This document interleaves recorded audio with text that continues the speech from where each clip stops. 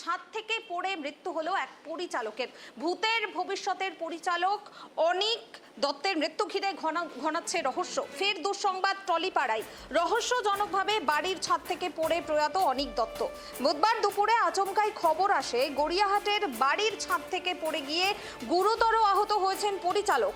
শোনা যায় প্রথমটাই সংকটজনক অবস্থায় ঢাকুরিয়া মণিপাল হাসপাতালে ভর্তি ছিলেন টলিউড পরিচালক। তবে তার কিছুক্ষণের মধ্যেই টলিপাড়ায় আছড়ে পড়ে পরিচালকের মৃত্যু সংবাদ। জানা গেল অনিক দত্তের বাড়ির নিচে অর্থাৎ ঘটনাস্থলে এখনো পড়ে রয়েছে চাপ চাপ রক্ত। যদিও জায়গাটিকে ঘিরে দিয়েছে পুলিশ, এলাকার বাসিন্দারাও ভিড় জমিয়েছেন পরিচালকের বাড়িতে।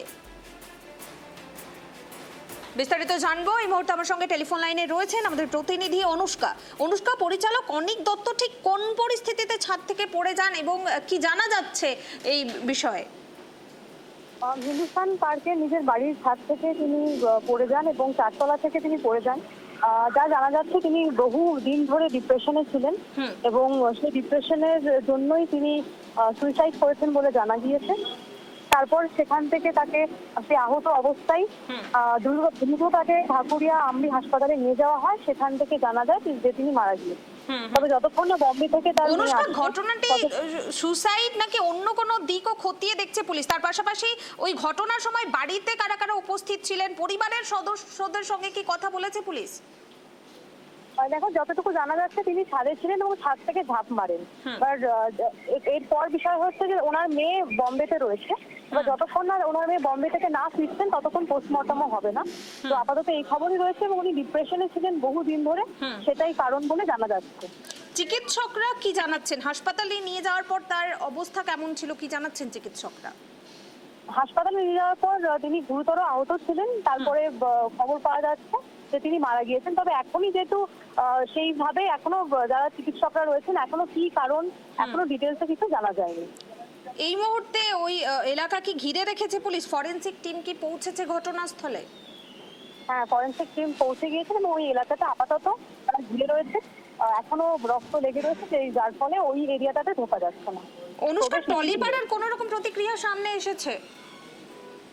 টলিপাড়া ভীষণ শোকাহত, তারাও অবাক যে এরকম হঠাৎ কিভাবে ঘটে। তারাও মানে আলোচনা চালাচ্ছে কি হয়েছিল, তারাও জানার জন্য প্রত্যেক অভিনেতা অভিনেত্রী অপেক্ষায় রয়েছে। বেশ, ধন্যবাদ অনুষ্কা। অর্থাৎ ফের সংবাদ বলা যেতে পারে, দুঃসংবাদ বলা যেতে পারে টলিপাড়ায়। রহস্যজনকভাবে বাড়ির ছাদ থেকে পড়ে প্রয়াত অনিক দত্ত। অনেকদিন ধরেই তিনি ডিপ্রেশনে ভুগছিলেন এমনটাই অভিযোগ। আচমকাই খবর আসে বাড়ির ছাদ থেকে পড়ে তিনি গুরুতর আহত হয়েছেন। সংকটজনক অবস্থায় ঢাকুরিয়া মণিপাল হাসপাতালে তাকে নিয়ে যাওয়া হয় এবং কিছুক্ষণের মধ্যেই পরিচালকের মৃত্যু ঘটে। কিন্তু কিভাবে ঘটলো এই দুর্ঘটনা, তিনি আদেও আত্মহত্যা করেছেন নাকি এর পেছনে অন্য কোনো কারণ রয়েছে, তাও তদন্ত করে দেখছে পুলিশ। ঘটনাস্থলে পুলিশ পৌঁছেছে এবং যেখানে তিনি পড়ে গিয়েছেন অর্থাৎ ছাদ থেকে নিচে যেখানে তিনি পড়ে গিয়েছিলেন সেখানে এখনো চাপ চাপ রক্ত রয়েছে। পুলিশ ঘটনার তদন্ত করছে, ফরেনসিক টিম পৌঁছাচ্ছে।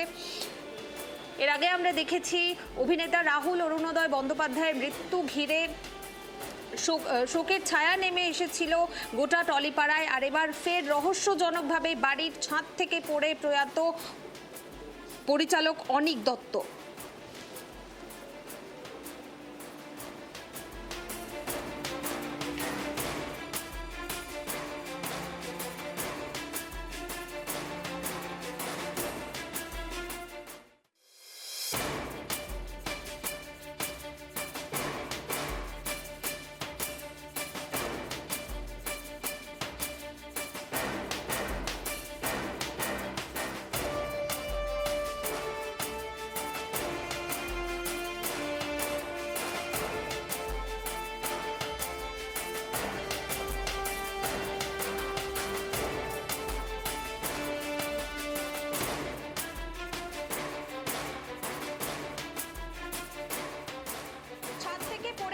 ভূতের ভবিষ্যতের পরিচালক আমরা কথা বলবো। এই মুহূর্তে টেলিফোন লাইনে রয়েছেন পরিচালক পীযূষ সাহা।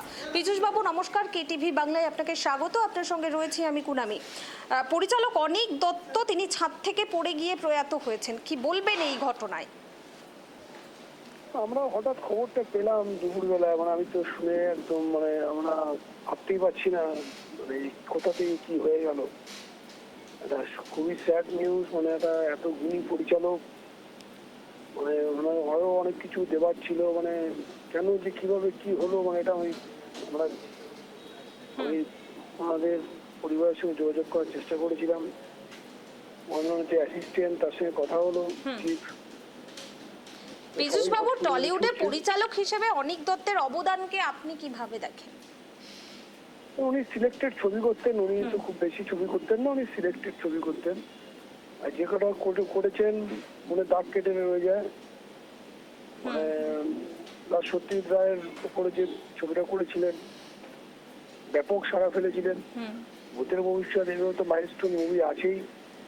লাস্ট কলকাতায় যত গন্ডগোল, কলকাতায় ছবিটা বোধহয় পুজোর সময় রিলিজ হয়েছিল। হ্যাঁ, সেটাও একটা সুন্দর একটা বাঙালিয়ানা ছবি ছিল। অনেকটা সম্পর্কে আর কি বলবো, সেটা তো দর্শকরা সবাই জানে।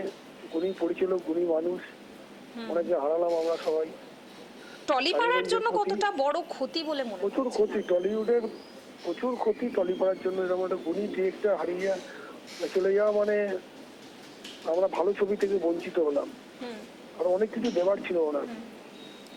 পীযূষ বাবু, বলা হচ্ছে তিনি দীর্ঘদিন ধরে নাকি ডিপ্রেশনে ভুগছিলেন। এই ঘটনার পূর্ণাঙ্গ তদন্ত হওয়া উচিত বলে কি আপনি মনে করছেন? দেখুন, ছাদ থেকে পড়ে যাওয়া তো একটা তদন্ত হওয়াটা দরকারই। মানে এটা কি অ্যাক্সিডেন্টালি না অন্য কোনো কারণ আছে, কি আছে, সেগুলো তো তদন্ত হলেই ওটা সামনে উঠে আসবে কি ব্যাপার। এই তো বাংলার চলচ্চিত্র জগতের অনেক কিছু কারণের জন্য তো ডিপ্রেশন একটা ব্যাপার অনেকেরই চলছে। এবং যারা গুণী লোক তাদের কাছে তো ডিপ্রেশনটার মাত্রাটা আরো বেশি। তারা অনেক কিছু করতে পারেন কিন্তু করতে পারেননি, সেটা একটা যন্ত্রণা পরিচালকের কাছে। তারপর ওনাকে একটা বিগত গভর্নমেন্টের চলচ্চিত্র, যে আমাদের ইন্টারন্যাশনাল ফিল্ম ফেস্টিভ্যাল হয়, সেখানে বড় বড় ব্যানারের বিতর্কে ছবি দেওয়া নিয়ে বিতর্কিত কথা বলেছিলেন, সেই জন্য ওনাকে ব্যান করা হয়েছিল। লন্ডনে ওনার কোনো ছবি দেখানো হতো না। অনেক কিছু ছিল। এখন তদন্ত হলে আরো সত্য উন্মোচন হবে, দেখা যাক। বেশ বেশ, ধন্যবাদ পীযূষ বাবু আমাদেরকে সময় দেওয়ার জন্য। আমরা কথা বললাম চলচ্চিত্র পরিচালক পীযূষ সাহার সঙ্গে, এবং তার যেটা প্রতিক্রিয়া যে অনেক বড় ক্ষতি টলিউডের জন্য, তার আরও অনেক কিছু দেওয়ার ছিল। এতদিন পর্যন্ত তিনি অনেক ভালো ভালো কাজ করেছেন এবং আরও অনেক কিছু দেওয়ার ছিল তার টলিউডে, কিন্তু তার আগেই তার এই অকাল প্রয়াণ, টলিপাড়ায় দুঃসংবাদ নিঃসন্দেহে। এবং এই যে ঘটনাটি ঘটেছে, তিনি রহস্যজনকভাবে ছাদ থেকে পড়ে গিয়ে তিনি প্রয়াত হয়েছেন। এই ঘটনার পেছনে আদেও কি রয়েছে? সত্যিই কি তিনি আত্মহত্যা করেছেন, নাকি অন্য কোনো দুর্ঘটনা, বা এই ঘটনার পেছনে আরও অন্য কোনো কারণ রয়েছে, তারও কিন্তু তদন্ত করছে পুলিশ।